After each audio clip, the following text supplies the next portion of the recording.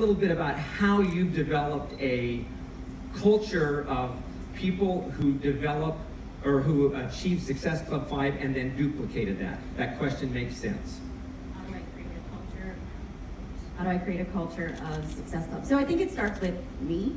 As the leader, I have to definitely lead by example, and that's one thing that I'm really good at is I practice what I preach every single day. You know, I'm doing the workouts, I'm drinking my Shakeology, I am, inviting people to join my challenge groups. I still run challenge groups every single month, sometimes 2 a month. And so because I'm doing that, I'm able to teach my team, hey, this is what I said, this is what worked for me, or, this is the wording I use that I tend to get the most yes responses. And by me constantly sharing that and walking that walk and talking that talk, my coaches duplicate the energy. And then also too, when you hit a month where you have maybe a rough patch where you feel like you're inviting everybody under the sun and it's objection after objection, I'm able to say, hey guys, this is normal. I'm feeling the same thing. Hang in there, try this, do this differently. And so when you as the leader are constantly, in the trenches, as we would say, doing what we want our coaches to do, they're gonna follow your lead. So that for me is exactly what I do. Jeff, just as a follow-up to that, often I talk to coaches and they say, I'm bringing coaches in, but I just can't get them to do anything. And part of being an elite coach, one of the criteria by which you earn elite points is not just you qualifying for Success Club, but having your personally sponsored coaches, and particularly your new personally sponsored coaches, also qualifying for Success Club. So I'm curious, I want to point it at Bonnie. Bonnie, you kind of started strong. What were the things that you did to bring in new coaches and not just bring them in, but also to get them into that Success Club activity, similar to what Melanie just talked about? Yeah, and I feel like... Hello, test 1, 2. I feel like we have a tendency as coaches, once you hit a certain level and you start to focus on, okay, now I need to be a leader, so I probably need to do things differently to try to communicate this to them. And I constantly hear kind of what Michael said, well, I'm doing the things, but I can't get my coaches to do the things too. But the most important thing is that you keep it super simple. And if you think about what are the simple activities that you did, because you're all in this room, so you all clearly hit Success Club. Think of those really simple activities that you did to hit Success Club, and then just simply recreate them for your coaches. Just share exactly what you were doing. The most important thing is to keep it simple, and it's not much more complicated than that. Everyone hears leadership, and you have to help your coaches do something, and all of a sudden we have a tendency to overthink everything, but it's really just those fundamentals shared in a way that's mirroring exactly what you're doing. So Melissa, down there at the far end, you became a coach how long ago? 7 years. So you've been for 7 years. 7 years, yes. One of the things that I've remarked about your business is this is your 4th time as an Elite 10 coach. You're not a coach that I would refer to as one that has achieved Success Club 100 every month. Yet you've been very consistent. You have a very, very strong organization over those last 7 years. What do you keep doing? Some people might assume that, hey, I've stopped. I don't have to invite anymore because I'm in the business. I've established myself. So what does your daily routine look like to achieve Success Club? And do you leave it there? Daily routine for me to hit Success Club? Or, it's kind of, Melanie has always put it really well for us, but it's that marketing plan. So when I know something is going to be on sale, and so I always will, not even knowing what that is, but I tell myself, okay, I need to promote that at the very beginning of the month, which allows me, I usually give myself about a week or a week and a half to advertise that so that I get Success Club hopefully the beginning of the month, so that I don't stress about it. And then we get that challenge group going at the end of the month. And I hold a challenge group every single month. I have for 7 years. I hold my challenge groups only for 30 days. I leave the group open. So if they want to continue to support each other, they can. But for me, I move on to the next challenge group because it takes 21 days to make or break a habit. So I'm giving them 30 days of my undivided attention. And then I move on to the next group. And so I just continually keep doing that making sure that I advertise at the beginning, get Success Club by the middle of the month, and really start diving into those people so that the next month I can start promoting again for the next challenge. You know, when we talk about inviting and the that vital behavior, I mean, that's such a big spectrum of activity inviting. I mean, it really starts from just starting to, you know, increase your exposure all the way to getting people into challenge groups and getting them results. That's kind of the whole responsibility of the inviting process. And I know that for most of the 10 of you on here, that front end of that, of attracting people, is something that I think all of you now have pretty large social followings. And when you build that large social following, it becomes kind of an attraction engine that starts making it a little bit easier to invite people, you know, to source those people to come into your challenge groups. But so let me direct this at Lindsay, okay? Go back in time, like, so way back, not what you're doing now, but when you first got started to build that social engine. What were the key activities that you did, the simple key activities that you would consistently do to start building that engine however many years ago? So just so you guys know, sorry about my voice ahead of time, I don't actually usually talk, I type. So I'm gonna find out I don't have much of a voice. But I started out my Facebook with 126 friends. I remember going back through my timeline and it actually told me how many I had. And I didn't have people that, you know, really followed my journey with the fitness side, a bunch of dudes basically, and I knew that wasn't my niche market. But I would say like the number one thing that I did really well in the beginning is deciding who I wanted to be a part of my team. Coming from like a hospitality world, you never got to choose who you worked with. And so I worked with a lot of people I didn't really like. And I decided with this is my first opportunity that I get to pick who I work with. And I think oftentimes with coaches, they are like so worried about not attracting people that they're like, I'll take anyone, just please join my team. And you're convincing them to join. And so I decided to create like a brand of what I wanted my team to look like. Who was I speaking to?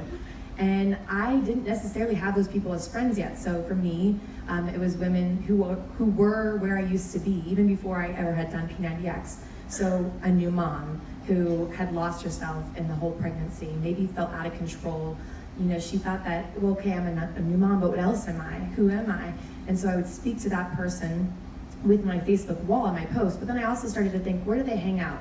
So when I was going through my pregnancy, I don't know about you guys, but I was the first of all my friends to get pregnant. And so I would go on these different message boards and I would make friends with some of those people. And so I started to ask them, hey, are you guys on Facebook at all? And some of them would send me their link and I would request them. Or I would think, okay, what do new moms do? We get our babies photographed. So I would go to photographers that specialized in family photos or that specialized in newborn photos. And I would see all the new people that they were putting on their wall every day of their cute, adorable baby photos. And it's easy for me to give a great compliment on an adorable baby or a sweet family. And then friend request that person and say, hey, I saw you shot with Sandra last weekend. How was she? I was considering shooting with her as well in the future. And that's an easy conversation starter. And I knew that that person likely is in the same place as I was. I also joined a mom's church group at my church locally, and then I also joined moms groups on Facebook that had nothing to do with anywhere locally, because I knew I also am an introvert, so I don't want to be meeting face to face all the time. I was never going to be the girl that goes on meetup.com and goes on stroller rides. That's just not who I am. So come to find out, there's lots of moms just like me who didn't want to be face to face with people. They wanted to be face to face with their little girl, and that little girl over there I got to, use as my way to connect with people and other moms to say, like, I want to be present with my daughter. And as I started to build the business, I shared my why and who I was looking for, and that really just naturally attracted people. Awesome. Amy, if I could ask you kind of the same question. So, big social media, where were you when you got started in this business and just kind of learning the ropes, and how did you start to build this big social engine that you have right now? Well, I was kind of one of those people that I really struggled with people. I specifically seeked out a career where I'd sit behind a computer screen. I'm actually an introvert, despite what people may think. I just have an outgoing personality, which is very different. But I had, my upline was telling us, like, whatever it takes, like, you've got to talk to at least 3 people a day. And I was a full-time student, full-time waitress. I didn't have time to sit in front of the computer all day. I didn't have a smartphone back then. Like, the internet was not what it is today. And so I would literally, I had the 3-foot rule. So if I was on the bus and you were sitting next to me, I talked to you. If we were in the grocery store and you were next to me getting veggies, I talked to you. And my goal was always to get, connected with them by the end of that 3 minutes. And I did it the old school way of just like, talking to people while I built my social media, because you guys, it's the long game. Like, social media, don't bank on it. Like, don't expect to have people knocking down your door your first 3 years. It took me like 3 years to build my social media to where it is today. And if I had waited for people to come to me for those first 3 years, I would not have been a top 10 coach my 3rd year. So, it's really important that while you're building your social media and while you're doing all the things that Lindsay talked about, that you are getting out of your comfort zone and you are learning how to be a conversationalist. I think it was Danielle Natoni. I remember reading when I was a new coach, she made a post one time about like uncross your arms, get off your phone and look up and talk to people. And so I was like, oh, it's so simple, but like so duh. So that's what I started doing. I stopped burying my face in my phone and I started making eye contact with people and touching people and just being like a human in everyday life and got off my phone, and lo and behold, like, people want to connect. Like, people need connection. So there's so many ways to connect with people if you're just focused on building that relationship instead of like making the sale. And I think just that, that really worked for me my first couple of years until I built my social media and really figured out the whole attraction marketing thing, which was my focus because I saw Lindsay and I was like, I want that. How do I do that? And so I just, I focused on building that following while I was hitting Success Club and building my team and doing all the behaviors that Bonnie talked about that are super simple, but you can't go into management mode. You've got to continue learning and growing, so. Okay, Alyssa and Anita, just 2 questions. First is, Success Club is a little bit, and recruiting is a bit of a numbers game. You have to invite so many people in order to have actually customers sign up, new coaches sign up. In your businesses, have you kind of figured out what that formula kind of looks like to say, I need to invite so many in order to get this many into my business? And then the second question after that is consistency. Lots of times we talk about consistency, but what does consistency really look like on a daily basis in your business? So maybe the first one, if you've got a formula for that, and then the second, consistency. Okay, so I really don't have a formula for that. I'm not a huge recruiter. So being a top 10 coach, I know a lot of times you look and you think we have to recruit a ton of people. I'm not a huge recruiter. I probably recruit about 15 coaches every month. If I could figure out how to do 40 plus, I would. Only 15? Oh my goodness, what are you doing? 15's a lot. Okay, well, compared to like other numbers, I really don't recruit that many. So Everyone in the room started sweating when she said 15. Okay, but Okay, consistency. consistency. Okay, so what does your day look like on a daily basis? For me, it's getting up, I do my devotional every morning, and then I listen to personal development, and then I read personal development as well. Personal development is what has changed my entire life. So that's really how I start my day, and then after that I go to my emails and my messages, and then I start forming relationships with people. On social media, just as Lindsay had said, going into those groups, I go on to different like pages, nothing having to do with fitness, and I build relationships with people there. I try to do at least 10 just forming of new people every single day. And then I go into my invites, so as you're forming people every day, you're gonna have more people that you can invite. So you kind of have this system, right, this funnel.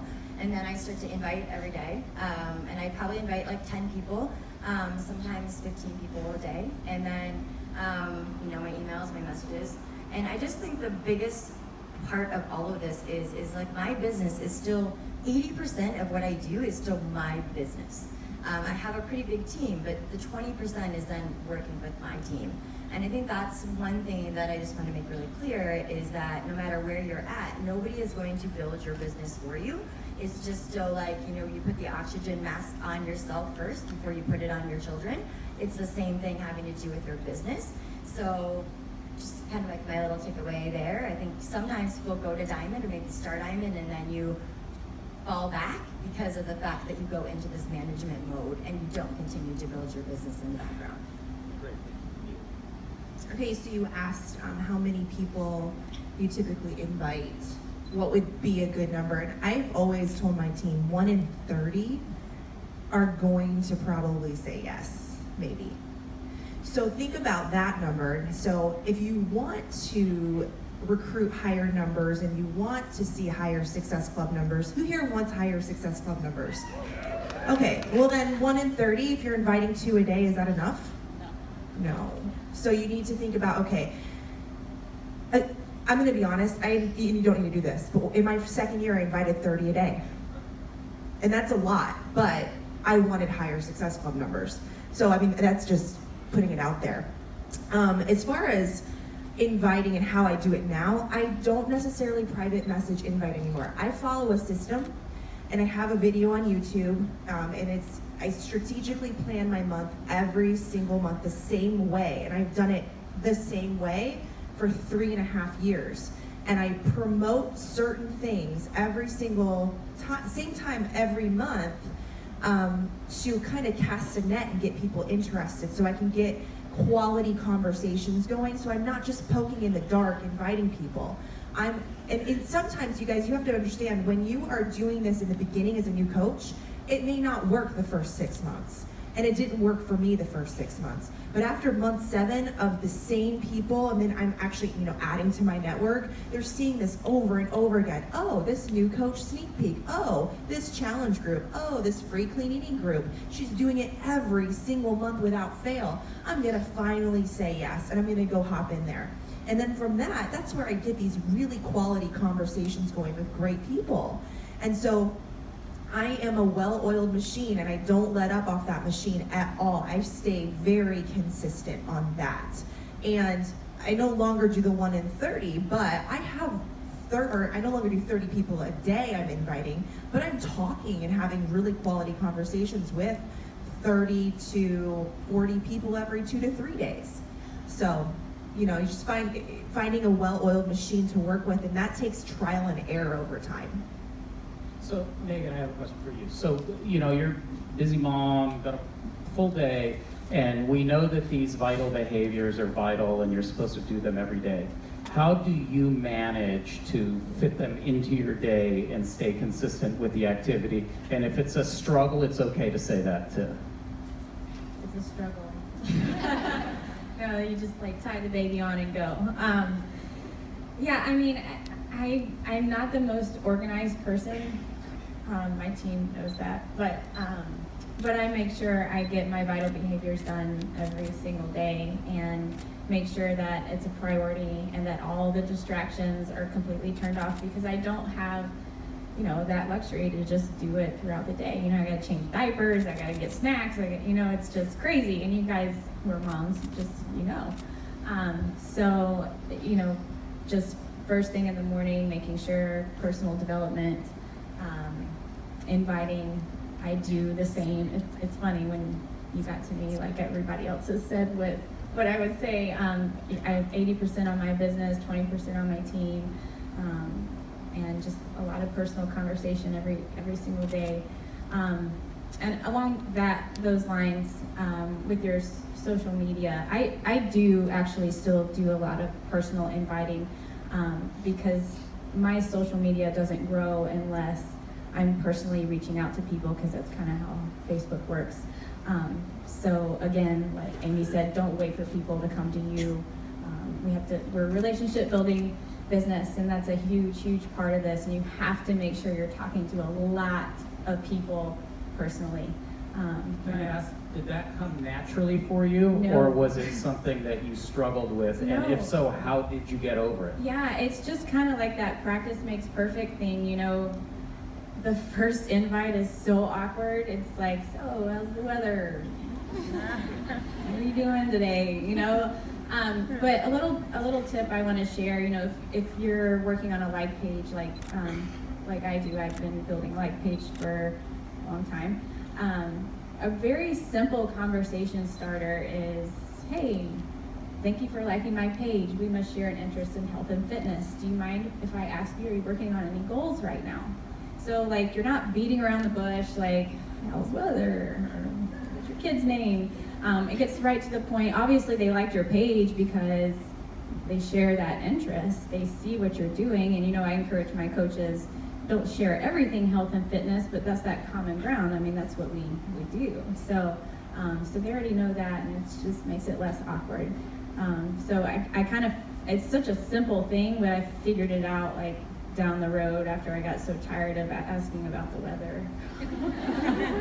Let me ask Raina kind of the same question. One, you know, you started, you learned about the vital behaviors. How long did it take you to figure it out? How did you figure it out? And how do you work that into your day, every day? Yeah, for me, I said this 100 times on calls, so I'm sorry if I repeat myself, but I was an all-in coach from day one. I rank advanced emerald really quickly, like, Mom, Brett, you're now coaches, congratulations. Hit diamond fairly quickly, but I was a diamond for 9 months, and it was because, just like all of them have already said, I went into this management mode where I stopped recruiting as many people. I wanted the people I had to be more successful than they wanted for themselves, and I was just dragging them along. And so I also didn't do personal development for the first year of my business either. It's like, I don't need that, I'm happy, like, I don't need that pick-me-up. But at that point, after I stalled or plateaued for 9 months, I had actually started talking to corporate, and they're like, okay, you know, I wanted to push for top 10, I wanted 15 star, I wanted all these big goals, but I had to step back and look at what I was doing now, and I knew that it wasn't gonna get me there. So I immediately, I think I even went up to Amy Silverman at one point and I was like, what do you do? Like, what's your secret? And she was like, I just stay in phase 1. And so that's like been my mindset since I've talked to her, just doing the workouts, drinking Shakeology, being present on social media every single day, no matter what. Buy the Wi-Fi here, like, you need to be present on social media. But then just digging into personal development and upping the number of people that I talk to. I went from recruiting, 5 people a month to 15 to 20, and just by, literally talking to 30 people a day, like Anita said. So just stepping up my game. So Brittany Powers down there, you've had a great year or so. I remember about a year and a half ago with Fall Classic, we would track the leaderboards on that, and it was like, who is this woman, and what is she doing? And obviously December of this year was a big month for you as you continue to push to achieve Elite 10. But as you consider the inviting process and using some of these programs such as Fall Classic, how has that helped you develop yourself, your team, and to be consistent in the business? So how has Fall Classic helped me? Yeah, go with that. God. Still kind of like surreal. I feel like I'm living in this dream world. It's definitely a confidence booster, and for me that's huge. Where I've grown the most over the last, when it's been over a year since Fall Classic, is leadership-wise. I think I'm generally good at putting myself out there, being present on social media, inviting. I'm much more comfortable with Instagram. I didn't even have a Facebook when I started as a coach. So I was like, no, I'm not getting that. It's drama. So Instagram was more my jam, and I'll go off track here, sorry. How it pertains to my growth. I'm doing the sorry. Hey, so I think one way to think about it is you got involved in Fall Classic, and you guys just like busted loose for a month. How did you make that not just a 1 month spurt? Because you stayed consistent after that 1 month. And so how did you do that? And you've also been really strong about developing teams of people that are doing that as well. Yeah. What are the things that you focused on? What are the key things that made you be able to just keep going as opposed to just sort of go and then rest? The momentum, not letting that die down, because once that starts to back off and you lose it, it's like you're starting from scratch again, no matter how awesome you think you might be doing. I mean, for me, I know that if I take a step back or let off the gas a lot, it's just kind of like, I feel like I'm, oh my God, what did I do? You know, like even on this vacation, you know, I'm still present on social media, but I'm still gonna go back home and be like, what? But just doing it, like they were saying, don't overthink it. Like Bonnie said on the National Wake Up Call, don't think, just do. You know, when you're like, what do I post about today? Like, I have no idea what to talk about. Talk about how you're incorporating Shakeology into your mom life and how, you know, you're not skipping meals anymore, and just be relatable with people, you know? Talk about how, you know, you got 3 hours of sleep last night because of a crying baby or a teething baby, but you still push play because you didn't have to leave. You know, just post about your vital behaviors and how you incorporate them into your life. And, you know, I mean, I started like with 2 babies in the background, both in diapers, a messy house, laundry on the floor, and I realized that that was much more relatable than having, you know, a tripod and a camera. I mean, I film my workouts, you know, with my phone propped up to a water bottle. Like, that's how I started on social media. So it's like, I realized that that's what people were like, you know what, hey, she's real, like, she's not super glamified like all the time. Like, I don't have time for that. Like, this is a lot of makeup right now. But yeah, I just, you know, I tell my team all the time, when you feel like you don't have anything to post about, you do have things to post about. Your vital behaviors, you should be growing internally. You should be, I'm an audio girl, I can't read. I have 2 kids, they're 3 and 4 years old. I can't read a book, I'm sorry. I listen to audio. You know, that those headphones going when I'm drinking the Energize in the morning, and then I'm down in my garage working out at 5 a.m. You know, that's what I have to do, even though I don't go, you know, to work. We work from home.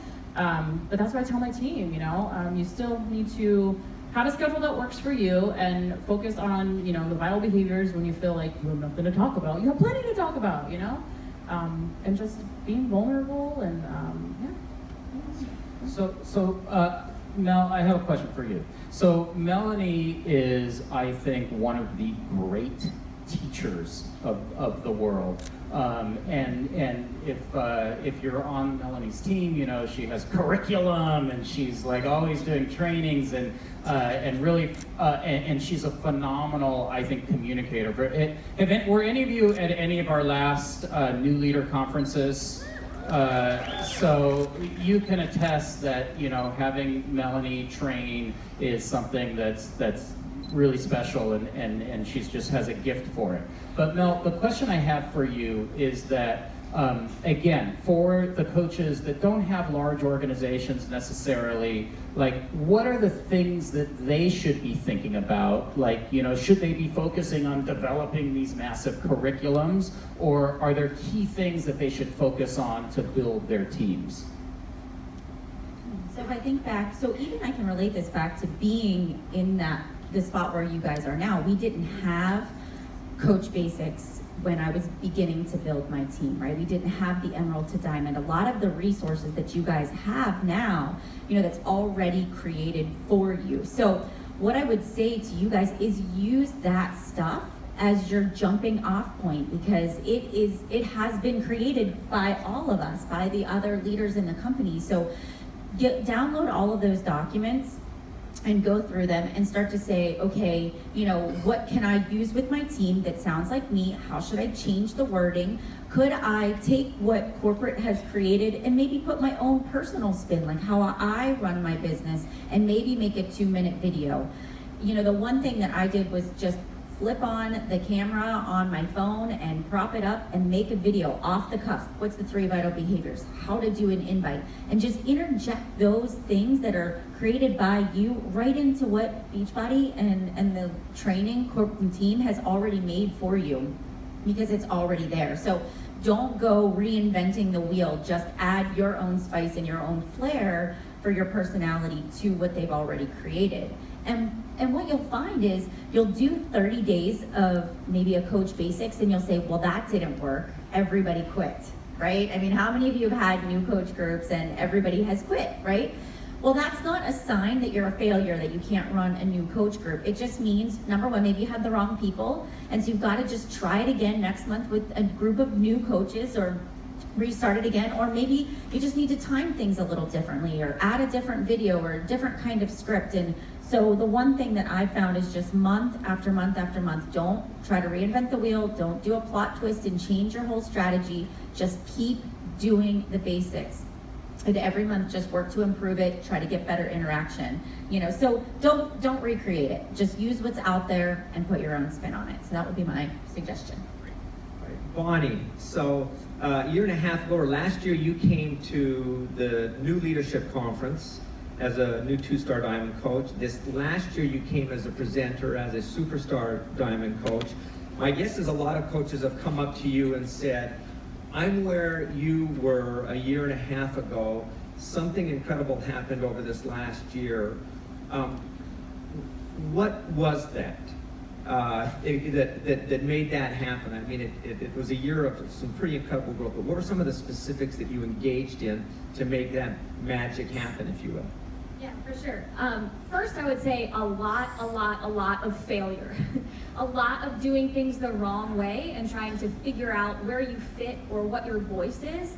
I always hear coaches say, oh, I'm scared to send out my first invite, or I'm scared to build a team, or say what my team name is. But if you're not failing, you're not going to win. Failure is a part of everything that we do. So you might be sitting there, maybe you're a diamond, maybe you're an emerald, and you think, wow, 15-star diamond is so far away. And when I went to New Leadership Conference the first time as a 2-star, I thought the same exact thing. I saw people on stage speaking as superstar diamonds thinking, wow, I have to figure out all these things and change everything I do to get there. One thing that was really, really key is that I raised my standards after that event. So initially, before I went there, I thought, okay, my non-negotiable is Success Club 10 every single month. I'll hit that. And I went back home and I said, no, if I want that success, I have to raise my standards right now. So every single month after that, it was Success Club 20, over that every single month. And the higher your standards, the more you'll move forward. And I see a lot of, I'll be honest, the first year sucks. It really sucks trying to build that traction, kind of what we all said, building up consistency, figuring it out. And it's the people who are willing to wade through that suck who actually make it to the point where they want to be. It's true. So when you're along that way and you're pumping the well and the water just isn't coming out and you're pumping and pumping and pumping, you have to hold on to that bigger, we call it a why power, but whatever you want to get to in your life, you have to have it in front of you. And as long as you raise those standards every single month without fail, even if you're having a terrible month, sending the wrong messages, not getting a response, as long as you're raising those standards, you'll get there. And to make little benchmark goals along the way. So it is very hard to be sitting at diamond and say, I want to be a 15-star diamond, because that goal is so far away. And then you're missing all of the magical smaller goals that happen along the way. So what I did for our family is I said, okay, well, next month I want to help 5 more people, and then I hit that goal. Or I want to hit 5-star diamond first and then hit that goal. So you're always hungrier for the next benchmark goal. You always have something to look forward to.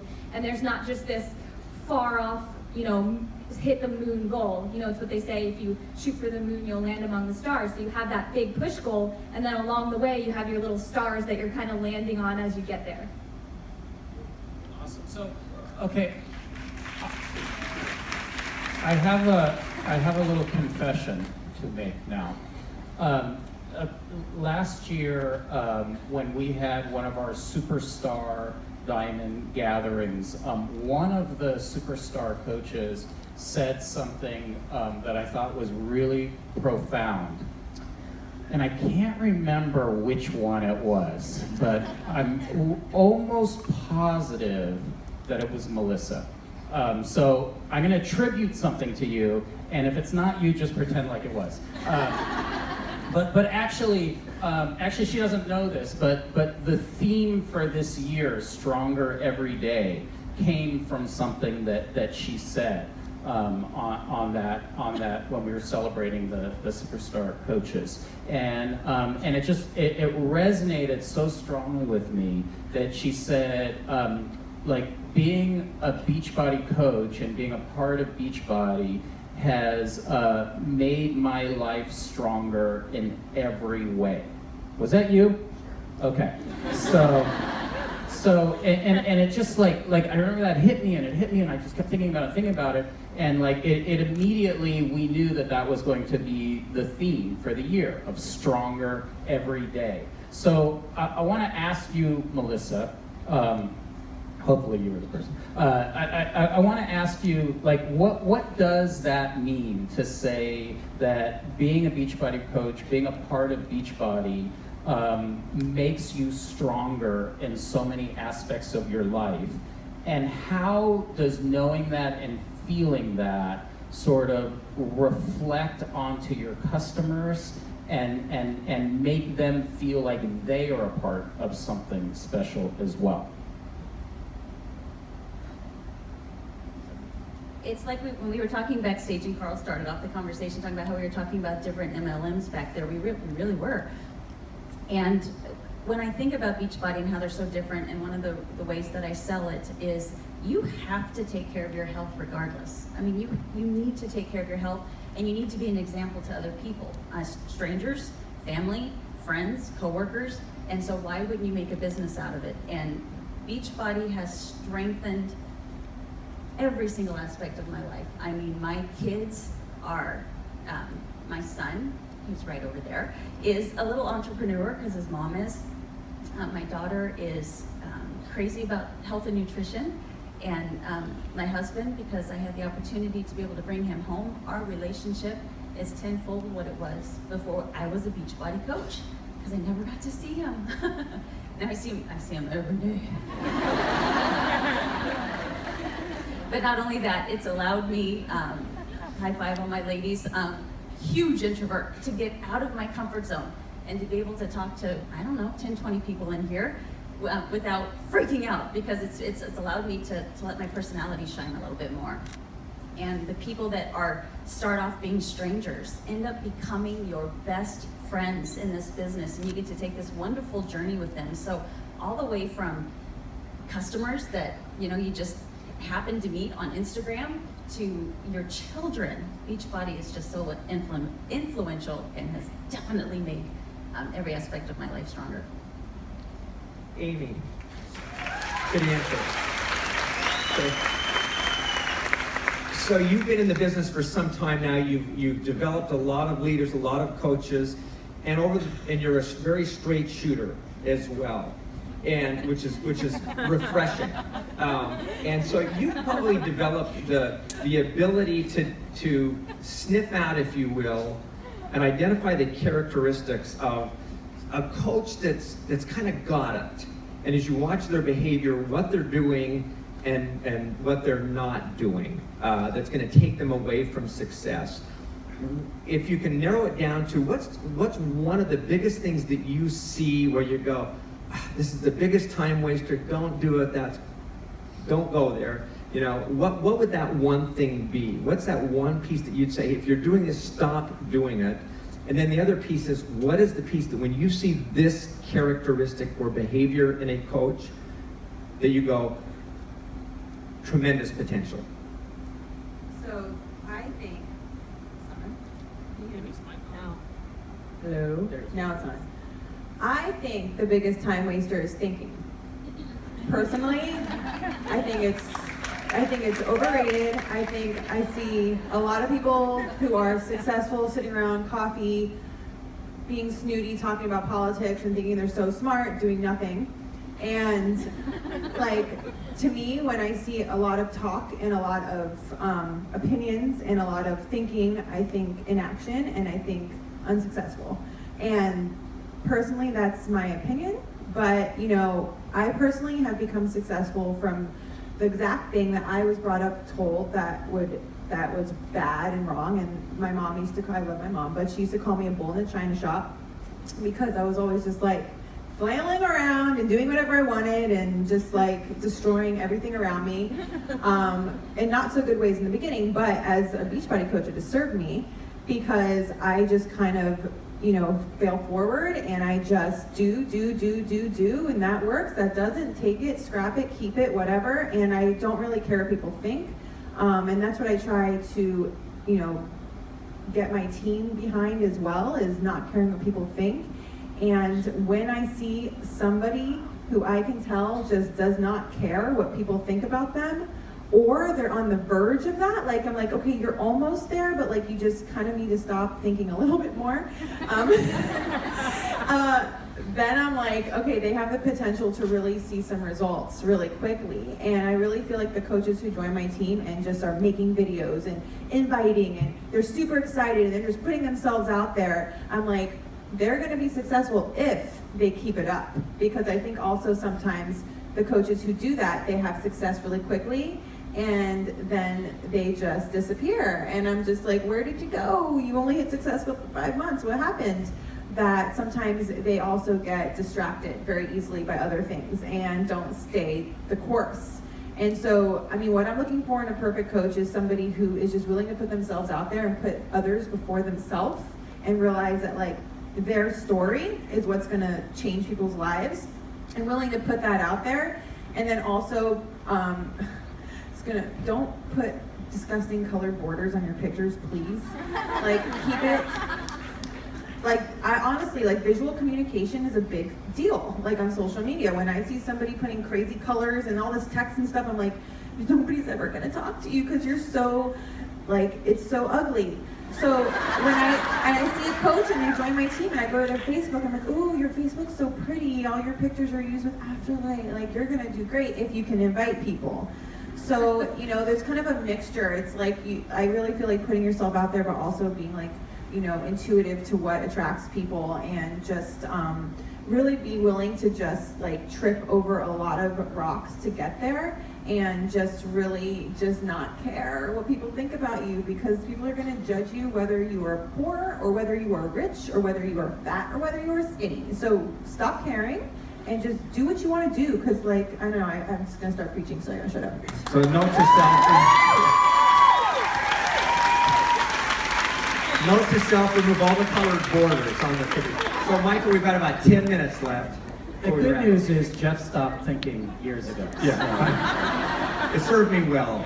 So I want to throw a question out there, and whoever wants to answer can jump in. But you know, Carl talked about you know, that this business isn't about reaching a rank or, you know, building volume or earning commissions. That's the byproduct of getting people results. And so, you know, that's what our focus is, that's what our DNA is focusing on getting people results. We know that, you know, many people are doing that through challenge groups and that focus, and we just introduced the challenge app. But I'm just curious from anyone who wants to jump in, you know, what are the ways that you, through your challenge groups, get people to get results? You know, I remember just real briefly looking at this study that talked about that it's you know, I know it seems hard to get people to say yes, but it's even harder once they say yes to actually get them engaged and actually doing something. So how do it looks like, Anita, you want to jump in there? $50 gift card to Nike. Like, my people go nuts for that. Like, they stay on board every week. They're like, I can win this gift card. So like prizes, little prizes, or like a lunchbox, or I don't know what the budget limit is, compliance. I don't know what that limit is. Are we allowed to? Anyone else want to jump in? Who else wants to jump in? No, there actually, I don't know the rule, but there is but you know, because whenever Gelfand's talking, I kind of zone out. But there are, you can, through compliance, learn, there is a protocol by which you can create incentives for recognition and rewards for people getting things done, but there are lines that you have to be careful, so make sure you check in with compliance. Cannot be for recruiting. And absolutely not for Absolutely recruiting. not. You can't say, sign up and I'll give you a $50 PayPal gift certificate so no one will know. You can't do that, absolutely. But little incentives to keep people going, promotions, things like that, that is allowable. We were just kidding, Anita. Who else? Megan? I think what really helps in my challenge groups is empowering people from the very beginning. Our very first day, we don't talk about anything health and fitness. It's all about, tell me about you. I want to know everything about your family, you know, what you do for a living, what your favorite color is, whatever it is. Just really breaking the ice from the beginning. And then throughout the challenge group, I'll do posts that really, you know, have them share a story and kind of get them to start doing the activities that a coach does already. Because we all know that challengers make fantastic coaches, so that's kind of what I focus on throughout the challenge group is how about today we share one victory that you've had over the past however many weeks on your Facebook page, and then we're going to go over there and cheer you on and really support you because you've done a fantastic job, and we want to celebrate that. So any kind of empowerment or like the games are fun, water tag and little contests and stuff like that, but really having them start sharing those stories and encouraging them to do that on their social media. So also, when you come around and invite them to join your team, it's a piece of cake, it's like, hey, you're already doing it. You're a pro. So That same thing, sorry, my voice is even worse now. Jumping on that, you have to get in and set clear expectations. And I think a lot of people just jump in, they buy the challenge pack and they just wing it, And I think if you set really clear expectations of, if you fall off, this is in the beginning when they're most motivated, right? Say like, if I stop seeing you show up to the group, how do you want me to approach you? Because I want to be able to help, coach you through this process. And I know there's going to be times where it's going to be difficult. So ahead of even start date, saying, how do you want me to reach out to you? Do you want me to text you? Do you want me to be like the Jillian Michaels type coach? Or do you want me to be like the loving Bob? Which one do you want me to be? Who do you need me to be as your coach? So that you have that set expectation. And that way when they do fall off, you can say, hey, remember when we talked in the beginning and you said you wanted me to reach out to you and be Jillian Michaels? Well, I'm telling you, get your butt up and get on. I haven't seen you in 48 hours, whatever. So it makes it so much easier for you to be a coach. You're not so scared that you're going to offend them or anything like that. You set a clear expectation. Yeah, I remember, Lindsay, when we first introduced challenge groups, and you were, I think it was a leadership event, and you were like really straightforward going into the challenge group, what they should have, you set the expectations before they joined. Yeah, you teach people how to treat you, both in the challenge groups and as coaches. And the reason why some of these coaches, their new coaches treat them with more respect is because we demand that. It's the same thing in every relationship that you guys are in, whether it be marriage, friends, whatever. If you have friends taking advantage of you, guess what? You allowed them to treat you that way. You almost taught them to treat you that was okay. So that was something that was really important to me, that I wanted to be respected, and so I demand respect. So Jeff, before I throw you the next question, Amy wanted to. Amy, jump in. Sorry, I'm hiding back here. I also really wanted to say, focus on the education. I think sometimes people, think about your group as like a place that you have the opportunity to teach people about actually like wellness and like living a better life. Include the personal development, include little things about teaching about Shakeology. Ask them, what do you want videos about? And then let them pick the topics that you pick the video about. I really think if what Lindsay said, putting the ball in their court and letting them know, if they want something, they need to ask you, you're not a mind reader. And really focusing on the fact that you're there to help teach them and create those discussions and community in there. And it's not just you teaching them, they need to include themselves in the group and be a part of the community as well, I think is super, super important. Awesome. Jeff, just before, I'll give you the last question, but Jonathan just sent me a very lengthy, Jonathan Gelfand just sent me a very lengthy text, which I zoned out of after the first couple sentences, but I did get out that there is a $50 limit on But no Nike. reward incentives and things like that. And Jonathan, I will do my best to, probably not. Go ahead, John. I'm actually going to do two, one to the entire group, but just on the closing out on the challenge groups. We just introduced the challenge tracker. I know Mel, just very succinctly, if you can, I know you've been a fan of it, used it. Can you just maybe talk for 30 seconds on the pros, what you've seen, how it's helped? So I've used the challenge tracker app. This is my third challenge group I've started in there so far. The things that I love the most are that I can see who has accepted an invite, so who's actually in the group, because on Facebook you add people and you don't know that they've ever gone into the group to look, right? And so before it even starts, I know who has gone in, who's done their before pictures, who's written out their goals.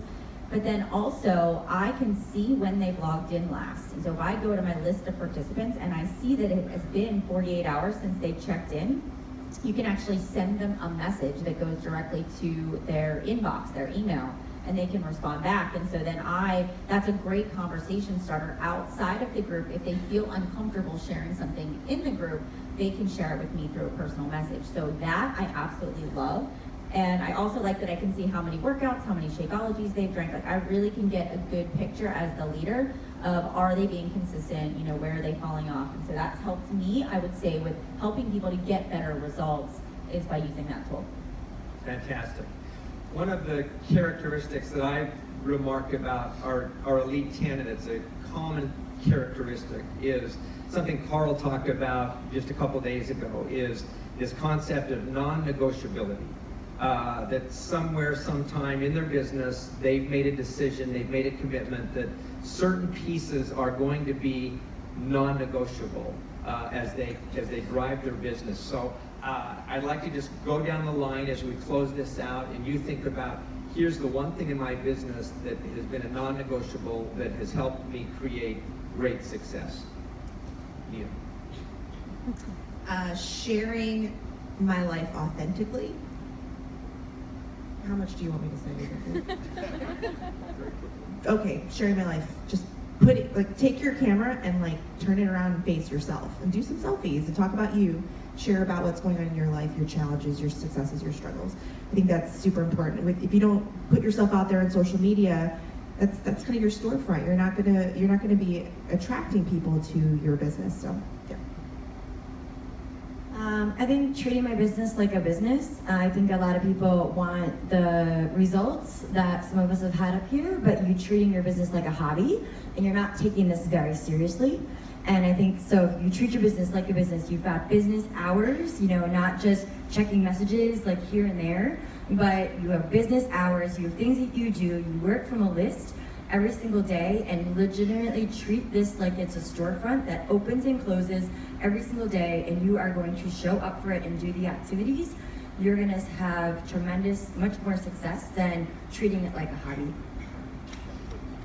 I have two. Number one is never, ever, ever comparing yourself to someone else. And I know that it can be hard to sit there and hear someone share numbers and say, oh, I recruit this many, or I hit this many Success Club points, or I invite this many. But the truth is, you don't want to do what someone else did because you're a completely different person and you appeal to a completely different audience. And it is the biggest time waster to compare yourself to someone else, because even just the 10 of us sitting here, we're all so different, from such different backgrounds, families, everything. I could never have the same success that Amy has or Lindsay has or anyone else up here because I'm not them. You want to do you, and you want to do you really, really good. And it's only going to harm you if you're looking at everybody else's papers. So keep your blinders on, and your non-negotiables every day, your 3 vital behaviors times 30, and only do you. No one else does you as good as you do. Yeah. I would say for me, since I'm such I always have 10 things going on. I'm an Aries. I'm very into multitasking. I have to have tons and tons of stuff happening. For me, just really focusing on the task at hand. I think when I first started focusing and doing what I set down to do versus the notifications and the things and the this and that, I turn off all my notifications on my phone. My phone is always black. There's no notifications popping up, always distracting me. I'm a sapphire, so I if a bird flies by, I'm like, ooh, I get very distracted. And so I remember the first time I sat down to be a focused worker and be productive, I closed every single tab except for my email, and I just went through it and I was like, oh my God, it took 10 minutes versus 5 hours. And I was able to start working faster and faster and faster and faster, and then I was able to start actually living my life and working versus being stuck on Facebook for 24 hours a day. You're on Facebook 24 hours a day because you're not productive, not because Facebook is sucking your time. Just remember that. So for me, it's probably been staying in a constant state of growth, not becoming complacent. It's easy in this business. You achieve milestones that you never thought you would achieve. Obviously the financial side of it's ridiculous, but I always want to remember the girl who I was 6 years ago, who is lost, and that's the girl that I'm speaking to. And I grow on her behalf because I know the more that I personally grow, the more I can pour into those people that I'm blessed to come across and pay that forward. And I just want to continue to be on that path with this. So I think it's there's two things. I think you having a plan is so important. You just can't go through this business just sort of winging it. Challenge group here, Monday I'll start doing a sneak peek, next week I'll run a free group. You really have to sit down and have a game plan for your business that you duplicate every single month so you get into a rhythm that you can teach. But then also, I believe that you have to have belief in yourself. And you have to say, against all odds, against all things that have happened in my life, no matter what I look like, no matter what my shape or size is, you have to look in the mirror and say, I believe without a shadow of a doubt I'm gonna be successful. I don't know how, I don't know exactly what that's gonna look like, but I just know that God created me to do something bigger, and I don't know how I'm gonna get there, but I'm gonna keep going because I just know that it's within me to do something great. And I think when you believe and you have a plan, then you're going to be led on that right path and you're going to have success.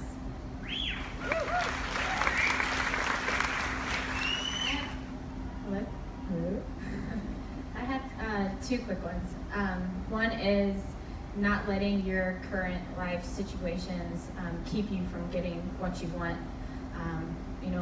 I got up here to where I am now, being very, very pregnant last year, and there was a minute when I said, no one's gonna take me seriously, everything's gonna go downhill, like it's just gonna be a mess, but I had to kind of gather myself and say, no, I'm gonna let this be my story, and let your current life situations, whatever it is, help you mold your story and share all of it, share the heck out of it, because there's so many people out there that can relate to you, and I mean, that's when my business took off. I thought it was going to be like this fitness superstar at one point, and no, it turns out I found all of my, people, the people that related with me the most is when I, went through my pregnancy and all that good stuff. And my second one is getting to an event, or getting to all the events. Summit was my biggest turning point in this business. I kind of went from Sapphire, who just wanted to go to Vegas, and I get to Vegas and I just soaked up every minute of it. I watched some of these coaches up here on stage, and they were just normal moms, and they were me, and I looked at them and I said, I want that. I'm going to go after that. And so much happened at that event, and I will always get myself to as many events as possible to feed off that energy and keep going. I am going to snowball, and say that I think the biggest thing for me was being open and being vulnerable to sharing my story, because my story is what makes me unique in this business, and it's the same for a lot of you out there. I think I was a guest on my uplines team call at 5 days into coaching. Pretty sure I spent the whole day in the bathroom before that happened. But it was very scary, and on that call, 5 days as a new coach, I was able to share, overcoming anorexia, bulimia, and marriage struggles, and things like that. And from that day forward, it was like, you just open the door for so many people to just connect with you and have that common ground with you, and it's a conversation starter. So definitely not putting up a wall and opening up and being you, and hit Success Club. Gets to us, and we're like, what she said. Ditto. Yeah, I was actually thinking what Megan said, let your struggles be your strength. This is life, you guys. Like, people are unfortunately gonna die, you're gonna have relationships, crumble. But what you can do for you, you have to work on yourself. You have to fill your cup and grow inside so that you can pour into others, and you can, be the best friend to your, team, or whoever, your spouse, whoever that is. Just honestly show up every single day, no matter what. There's going to be a lot more hard days than there are good days, but just honestly really show up every single day. I mean, that's what I've done. Do I not have the hardest job? I have to sum it all up, but 7 of us did a Success Club, a group thing together. I don't know if any of you guys were a part of that, but yay, that was so much fun. But one of the things that we ended with our little live See, I'm so bad at that. What is it? Hangout? Is that what we did? We did hangout. And I had mentioned that I want you, or you should, as brand new coaches or coaches just getting your feet wet, is to be able to stand on a stage just like this, with your shoulders back and your head up saying, I am a Beachbody coach and I am so proud to be one. You are so different than anybody else. And so it's not just a matter of you being a part of an MLM or network marketing. You are a coach, you are changing lives, you are saving lives. So put your shoulders back, be proud of it, scream it from the rooftops, and let people know what you do, because otherwise they're not gonna know. And so they're gonna go to the next person that is gonna scream it out, probably one of these 9. So you be the person to scream it out for them to go, I want that enthusiasm in my life, and so that they come to you and become a coach on your team.